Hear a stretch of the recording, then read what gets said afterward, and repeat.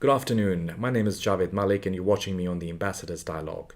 This is an initiative of the Ambassador Partnership, which is based out of London but brings together more than 40 different ambassadors from 14 different countries.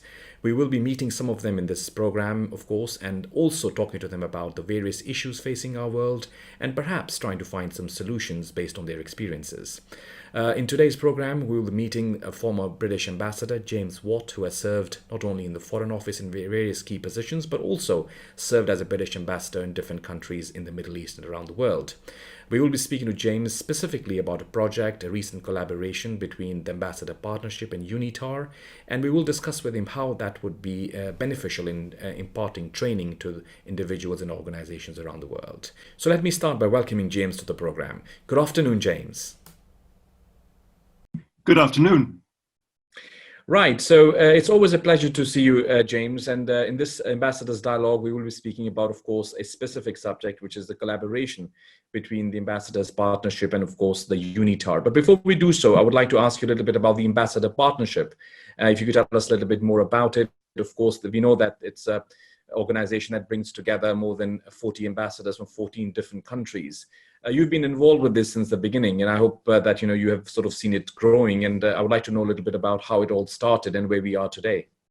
Yes, it started just over 10 years ago with the thought that mediation was more in demand and that we perhaps as former diplomats would be good as mediators. And we did. We trained and we looked into that market. In fact, it's a very crowded market. So we found ourselves turning to two different things. One is dispute resolution by negotiation, not necessarily mediation, although mediation techniques in our minds, if we need them. And because we found many clients didn't actually want mediation, they wanted a tailor-made product, a process which would be highly discreet and confidential and effective. And this is what we could provide based on not just our own skills acquired over many decades as diplomats and culminating all of us in being ambassadors in various places, but also in our contacts. We know people, we know who to talk to. I don't mean that in any kind of sleazy way, but simply who is the right person to write to, and who is the decision taker on that, and is that minister still the one in charge of that portfolio? Because things change. Yes.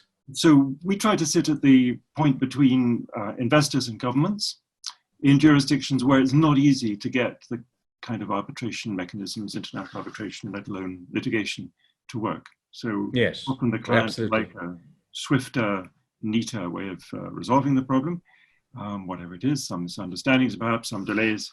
And so this is what we like to do. And generally that is what we do. Right. Now, we do have, of course, we are based in London, but at the same time, I'm myself based in the Middle East. You've got you based in London. There's people in various other parts of the world. And, as we earlier said, that we have ambassadors from more than 14 different countries, which bring together a sort of international flavor to this organization. That is what makes it unique. Do you think that there's a specific focus for the Ambassador Partnership as to what sort of areas like corporate diplomacy, or whether it be diplomatic training, whether it might be helping countries to recover post-COVID world in terms of economic recovery? What would be the focus in your opinion? Well, you put your finger on it. It's not only dispute resolution. We're also very committed to capacity building for countries and bodies of all kinds to take part in negotiation and to negotiate successfully. And we draw on the experience of, as you said, ambassadors from 14 different countries. And by the way, that list continues to grow. We're very pleased over the last year. We've added some brilliant new colleagues. And I think that, that in the future, we're going to grow still further.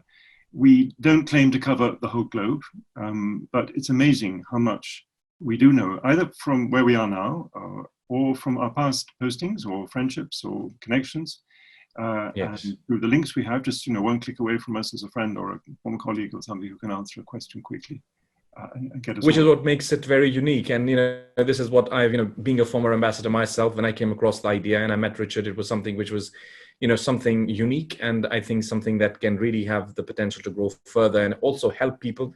And of course, as you rightly said, the connections that we have built around the world can be put to some good use in a positive way. So as this is, of course, our first program, we will be talking about a number of issues and number of subjects with you and with other colleagues. But on this occasion, because of the paucity of time, we'll focus on a recent project that the Ambassador Partnership has focused into, which is, of course, a collaboration with the United Nations, which is UNITAR specifically.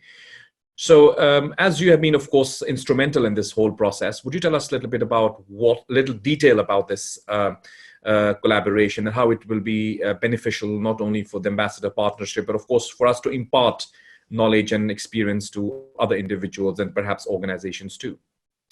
Well, yes, we feel a lot of our natural markets in capacity building is in the less developed countries or the medium countries, which have some capacity already, but who would like perhaps to improve it in the light of their experience during the devastating effects of the global pandemic, which have hit either their citizens abroad or their economic prospects or their tourism or whatever.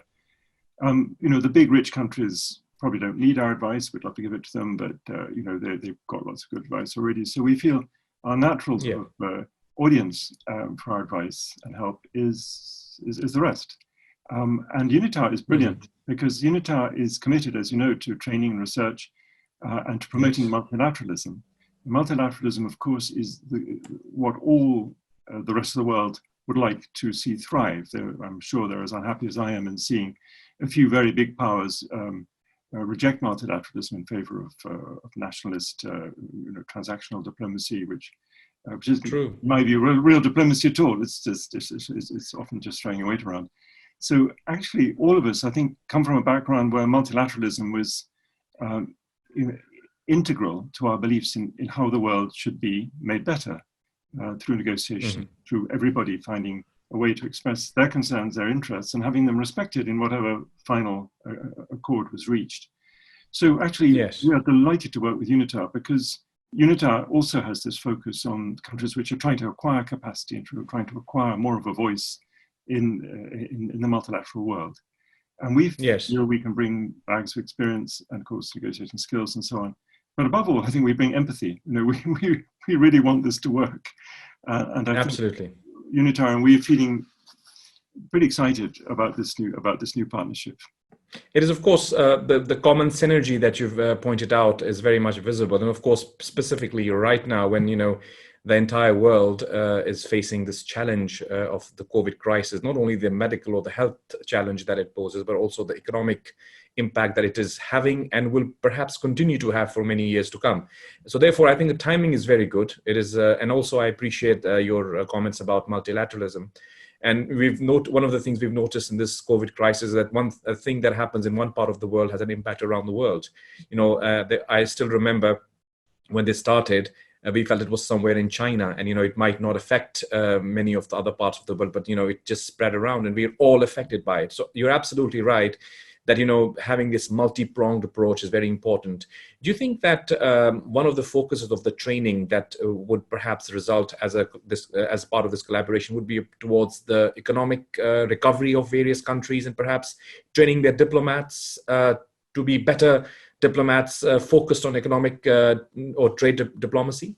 We certainly like to contribute to the effectiveness of all those countries to improve their economic options. And they'll all be worsened. Everybody's economic options are worsened at the moment, but some of them, particularly so, who are perhaps reliant on tourism or a lot of transportation services or whatever. And and they probably have small diplomatic services where their top diplomats need to be as good as trade negotiators as they are any other kind of diplomacy.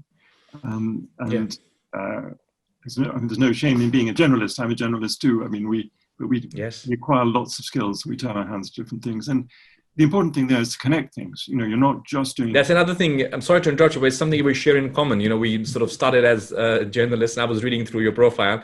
And I didn't know about it, but it was something which was pleasant reading for me because it sort of brings a sort of a similarity of backgrounds. And, of course, you being a career diplomat, I ended up as an ambassador too. So yeah, absolutely right. There's lots of similarities and overlaps ultimately you're dealing with people, and you're dealing with the officials, and dealing with governance and things like that, which is, of course, you're perhaps on both sides of the table. As a journalist, you're looking at it from the outside, whereas as a diplomat, you're sort of part of the system. So it's very relevant. Skill sets can be transferred. Likewise, I find your CV was very interesting too, in the way you've come from, and I'm rather envious actually. Quite a lot of my career I had to deal with sort of war and peace issues, but I have dealt with a lot of commercial and investment issues as well, so I enjoy that. Anyway, it's all got to link up, hasn't it? Yes, absolutely. And you spent a lot of time in Pakistan, which was also something, especially when the Queen was visiting, which was something very interesting for me. So, that's what I was saying. The ambassador partnership is unique, that it brings together people with a wealth of experiences like yourself. And, it'll be, I think, anybody or any government or individual or organization that chooses to work with the ambassador partnership would only, gain from the experiences of the collective wisdom that we all have had acquired in our various backgrounds. That's absolutely true. And I think it's actually very enjoyable. We love our former careers, in the sense we will have stopped being formally diplomats, but we continue being diplomats in the sense that we still look at the world in a diplomatic way, and we want to help. And we enjoy getting on with people. We enjoy the kind of people we meet and the kind of problems that we all club together to solve. Yes. And obviously, we have a limit of time here. But of course, discussions will continue, and I hope that this will be a series of shows that we do. But before I sort of let you go, I wanted to just ask you specifically about your experiences and how you see the recovery of the world coming out of this COVID crisis, and B, how do you see would be the main challenges that you find for the recovery towards economic recovery of the countries? How do you think they will be able to be better placed to deal with it? And what would you advise governments as to the things to watch out once they start this journey towards economic recovery? I think the furniture in the room is moving, and we've got to watch out for everything. Your assumptions about your supply chains or your normal sources of revenue, your normal migration patterns, whatever, everything is up for grabs. And of course, there are opportunities in crises.